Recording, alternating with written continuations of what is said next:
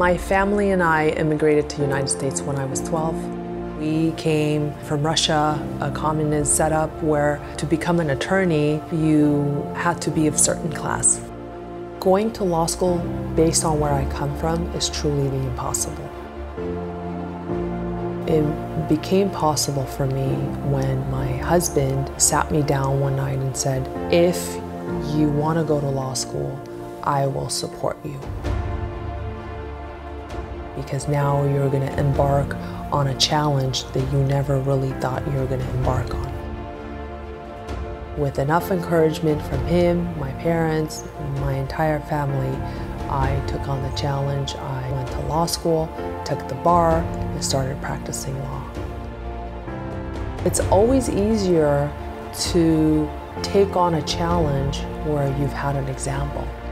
Becoming an attorney, being a great mom, being a great wife was never presented to me in a form of an example. So when I took on that challenge, a little bit of that was done in the dark. And I always had fears of, can I be a great mom? Can I be a great attorney? Can I also be a great wife? And have them all happen simultaneously. Being a mother definitely helps you be a better attorney, because at any given point, you have to be able to stop the world for a minute and hear what just happened so that you're able to preserve the evidence and document the injury, but more importantly, carry your client through this trauma.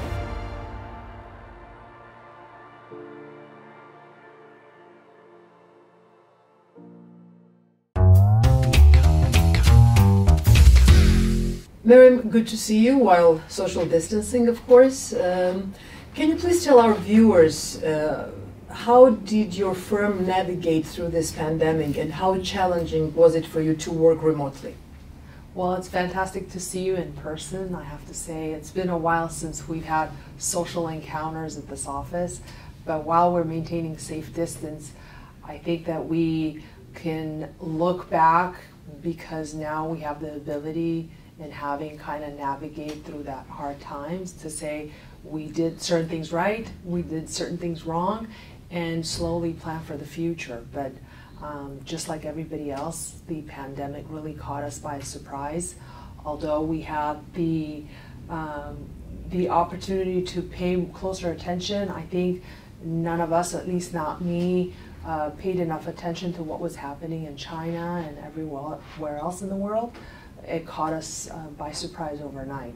But we had to pick up the pieces, shift gears really quickly. If I say overnight, I'm truly not exaggerating. We got the stay-at-home order that evening, and effective that morning, we had to figure out how to work from home safely, remotely, and of course with the same responsibility that we have to every single client of ours. So we did it. I'm happy to say that we were able to, but it takes a big staff, it takes a very dedicated staff to be able to transition overnight into working remotely. Do you think pandemic made us reevaluate a lot of things? I could only speak for my own self on a singular level, but I'm certain that it overspills into our community, into our social being. But yes, it definitely changed me as a person.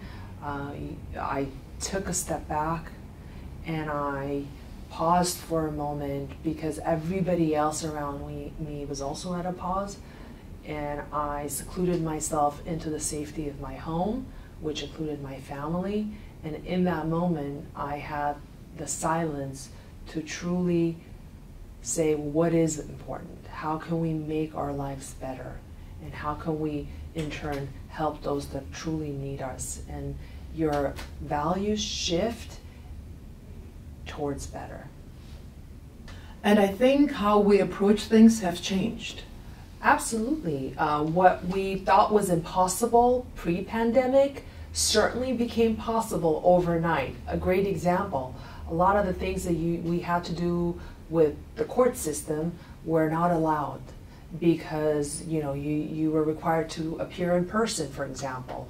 And with the pandemic, they gave us the opportunity to do a lot of Zoom meetings, Zoom appearances, phone appearances, and I think those things are going to stay with us because they're so much more efficient, they're so much more convenient.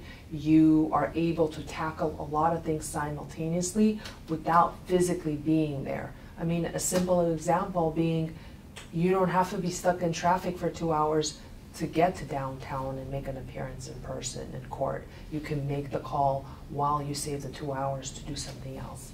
So do you think that's the new normal? I think so. I think a lot of people are going to appreciate the convenience, are going to appreciate, let's cut the crap and go to the important issues, and it's going to be very difficult to go back to the processes that we had that no longer make sense. Դավանա իրավաբանական փորձառու գրասենյակ։ Ընկերությունը, որը ունի հմուտ եւ պրոֆեսիոնալ փաստաբաններ, գլխավորությամբ Մարիամ Kuregyan-ի, պատրաստ են ձեզ ծառայել մի շարք ոլորտներում՝ ճանապարհատրանսպորտային վթարներ, Uber-ի եւ Lyft-ի հետ կապված պատահարներ։ Ապահովելով բարձր որակ եւ վստահություն, մենք առաջարկում ենք մեր օգնությունը։ Գործունեության 13 տարիների ընթացքում ստացվել են միլիոնավոր դոլարների փոխհատուցում իշահ հաճախորդների։ Վստահեք մեզ, Davana Law Firm, ձեր հուսալի գործընկերը։ How have you serviced your clients with their cases in this pandemic? From day one, I took the approach of us being an essential business. Although, it wasn't specifically defined, I like to think of our practice as essential because my injured clients need me now more than ever. These are tough times, be it from a health perspective, be it from a financial instability perspective. So I took it upon myself to think of myself as essential. That's how we approached it as a team. And we didn't have an opportunity to close the office. We just didn't. And we continued calling to the carriers. We continued doing all the legal appearances that we needed to complete so that none of our clients feel like we're not there, we're not approachable. So not a single phone call went by without being answered because my role is to support my injured clients. And if I disappear during the most trying times, then I haven't done the service that I've signed up to do. So I think that we didn't close. We found different ways. If I needed to see a client, we did a Zoom meeting. If I needed to mail something to my client, we used U.S. Postal Services, and we just work things through to make sure it gets done. What do you expect in terms of volume in personal injury cases once we reopen the country? Volume is an interesting lens to look through. Although volume had declined in terms of what we had prior to the pandemic, the severe injuries were much more present during the pandemic. And a lot of that had to do with us now getting used to wearing a mask. So I've had several clients, we've retained clients, and I've had several consultations whereby a person was injured simply because they were wearing a mask, therefore their vision or their view was obstructed. So I have more severe injuries that now I have to address that we didn't have prior to the pandemic. Another thing that I saw in terms of increase is anxiety and stress and anger had gone off the roofs so that we had fewer cars on the roads, but we had much more severe collisions on the roads, simply because people were more frustrated, people were more absent while they were driving, and more importantly, when the roads are very clear, there's no cars, people tend to be a little bit negligent more than other times. So volume, yes, it went down in terms of drivers, but the injuries, the types of injuries that we saw were different. So more frustration led to negligence. Led to negligence. And now I'm thinking similarly it's going to overspill as the economy opens up because people haven't been driving for 2-3 months. So at times they've not forgotten but put that sense into a dormant state. So we have to gradually let ourselves be a little bit more cautious and understand that cars are on the road and we have to be conscientious of safety rules. And go back to being ourselves again. Yes, or at least try to. Yes, absolutely. In the light of this unprecedented times, did you have to make some changes in securing settlements? Yes, a lot of times that we actually settled more cases during the pandemic than we ever had if you take a bi-monthly analysis. And the reason for that, I believe, is that a lot of adjusters or attorneys on the defense side changed their perspective on life, right? They started approaching each case not as a file, but as a human being. And when you do that, when you evaluate any file as a human being, there's always room for compromise and there's always room for settlement. And once we woke up that consciousness of, hey, take a look at our injuries, hey, let's come to the table and let's talk about real efforts in settling, then we had floodgates of settlements. And I think a lot of our clients were thankful because we were able to secure a lot of settlements during the pandemic and therefore help them on a financial, emotional, and stress level so that they can kind of pick up the pieces and move forward. So to answer your question, absolutely. I think a lot of carriers, adjusters, and defense attorneys had the same opportunity as I did with my family to kind of retreat, pause for a minute, and say, what is my purpose? What am I doing? How am I doing that as a human being? And therefore, kind of implement those changes into their day-to-day life. So we had to prioritize the values. Absolutely. Դավանա իրավաբանական փորձառու գրասենյակ։ Ընկերությունը, որը ունի հմուտ եւ պրոֆեսիոնալ փաստաբաններ, գլխավորությամբ Մարիամ Kuregyan-ի, պատրաստ են ձեզ ծառայել մի շարք ոլորտներում՝ ճանապարհատրանսպորտային վթարներ, Uber-ի եւ Lyft-ի հետ կապված պատահարներ։ Ապահովելով բարձր որակ եւ վստահություն, մենք առաջարկում ենք մեր օգնությունը։ Գործունեության 13 տարիների ընթացքում ստացվել են միլիոնավոր դոլարների փոխհատուցում իր շահ հաճախորդների։ Վստահեք մեզ, Davana Law Firm, ձեր հուսալի գործընկերը։ Mariam, you have always been a firm believer in teamwork, and I know that Davana Law Firm has proven once again that dedication and loyalty are essential to the success of any institution. Could you please elaborate?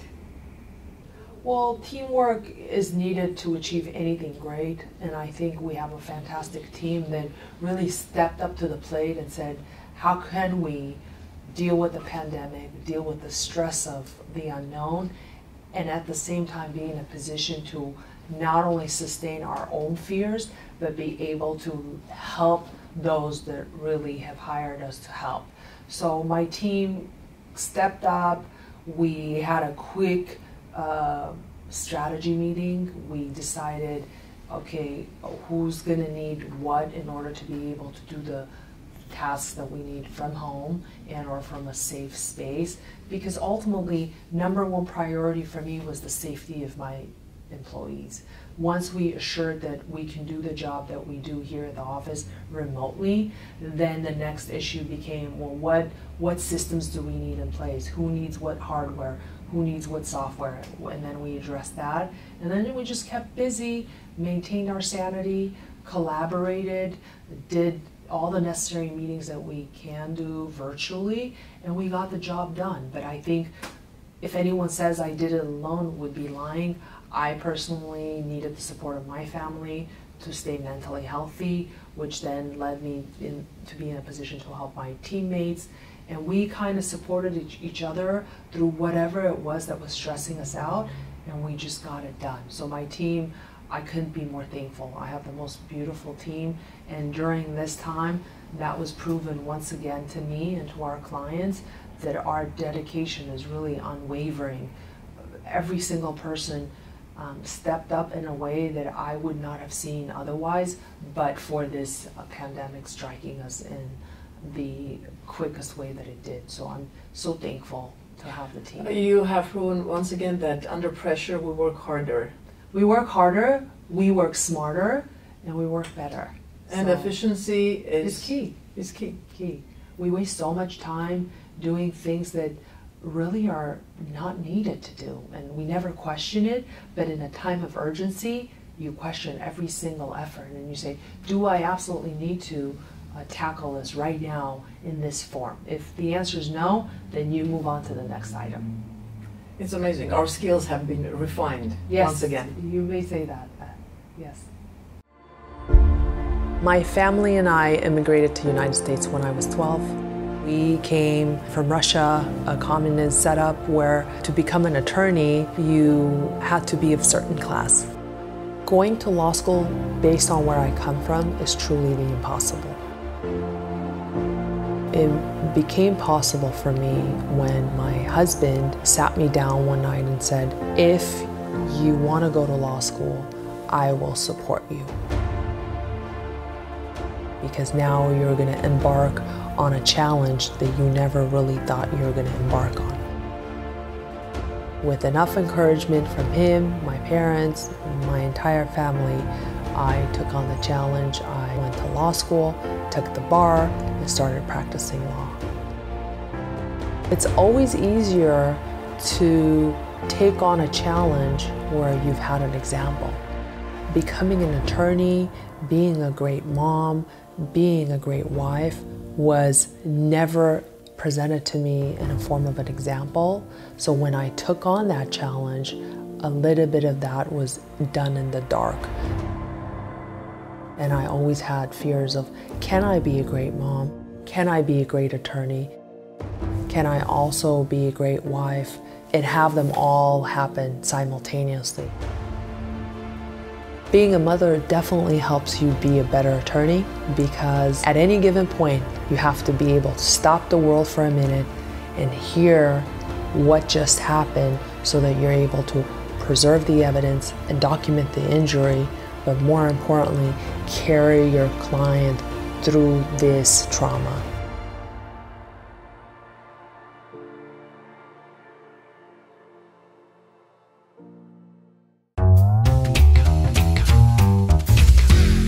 It's 2020 and we still haven't addressed racial inequality. Why have we as a society remained oblivious towards systemic racism? On the outskirts of that question, I want to flag the fact that that's a loaded question, and we might need several hours to address that one question. But in short, I want to let you know, which I know at times you kind of notice about me, but coming from a big corporate environment, a lot of times I've been exposed to that kind of mindset already, and this is not something new to me. It's just now it's much more visible to us in everyday life, and I think in 2020 we really got the wake-up calls, and a lot of stereotypes and racism and injustices, they can be present with your awareness, but they can also be very dormant within all of us. So it's that dormant state that's the scariest the most, is when you're unaware that you are passing judgment, that you are prejudicial towards somebody, be it because of their gender, because of their skin color, because of their background, their immigration status. I personally see that every day here in my own practice. A lot of my clients, simply because of their zip code, where they reside, are being treated differently.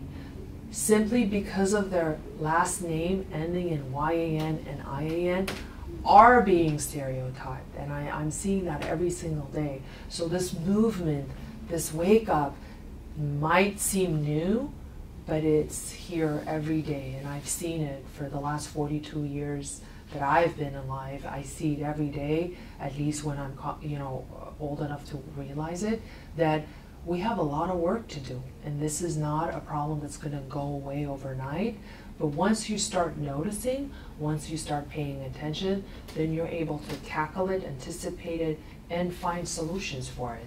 And I mean, what we've seen is only the tip of the iceberg, and we need to slowly chip away and find solutions rather than sit and complain or not do anything. I think the solution is to press forward, push the envelope, and come up with good solutions. So on a daily basis, due to discrimination, people don't get fair treatment? All the time. all the time. And that is why it's so important to have an expert evaluate your claim, evaluate your injury, evaluate the scenario under the circumstance under which your injury took place, so that we're able to flag for you the little hidden corners that are not so obvious. And fortunately, with our line of businesses, we've seen it enough times to be able to anticipate it, whereas for a lay person, no one person wakes up saying, if I get injured today, how am I going to tackle that? That's just not human thinking. You wake up every morning thinking you're going to have the best life ever, and that's a good approach to life. But none of us really thought, hey, 2020 is going to be throwing us so many curveballs, and yet it did. So when you have someone walking you through the process that's trained to spot the issues, then you kind of navigate those waters more efficiently. Can we finally put an end to racial injustice? The short answer is yes. The long answer is in time, right? We can absolutely do it because now we've started the process of talking about it, having an honest conversation, making true eye contact with those that we would not have been able to do before this movement. So yes, absolutely. However, it's going to take time, because before you can fix anything, you have to engage in healing. And to heal, you need time. So now we see the elephant in the room, and we as a society have a lot to do. A lot of work. We absolutely have to, all hands on deck. We have to all be involved. We have to address it. We have to tackle it, and we have to say, how can I help? How can I fix the systematic injustice that's happening all the time?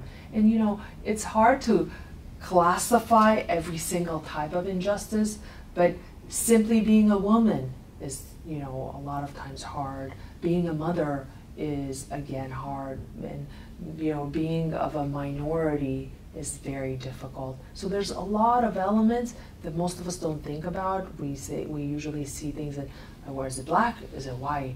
Well, what if neither? What if it's in the middle and you still feel a lot of prejudice? And I know for me personally, you know, I grew up in an immigrant family. I was a girl who never even dreamed of going to law school, and now that I think back, I say, why didn't I? Well, maybe I didn't have a good example. Maybe I didn't have enough people to look up to. And you know, those things can be ingrained in your brain, and you need to find ways to find an outlet, find an example, find a hero that will lead you towards the goals and the challenges that you want to face in life. My family and I immigrated to the United States when I was 12. We came from Russia, a communist setup where to become an attorney, you had to be of a certain class. Going to law school based on where I come from is truly the impossible. It became possible for me when my husband sat me down one night and said, if you want to go to law school, I will support you. Because now you're going to embark on a challenge that you never really thought you were going to embark on. With enough encouragement from him, my parents, my entire family, I took on the challenge. I went to law school, took the bar, and started practicing law. It's always easier to take on a challenge where you've had an example. Becoming an attorney, being a great mom, being a great wife was never presented to me in a form of an example. So when I took on that challenge, a little bit of that was done in the dark. And I always had fears of, can I be a great mom? Can I be a great attorney? Can I also be a great wife? And have them all happen simultaneously. Being a mother definitely helps you be a better attorney, because at any given point, you have to be able to stop the world for a minute and hear what just happened so that you're able to preserve the evidence and document the injury, but more importantly, carry your client through this trauma.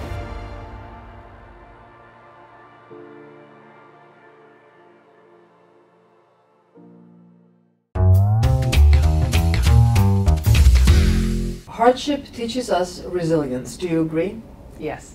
And resilience, the only way to obtain resilience is through hardship.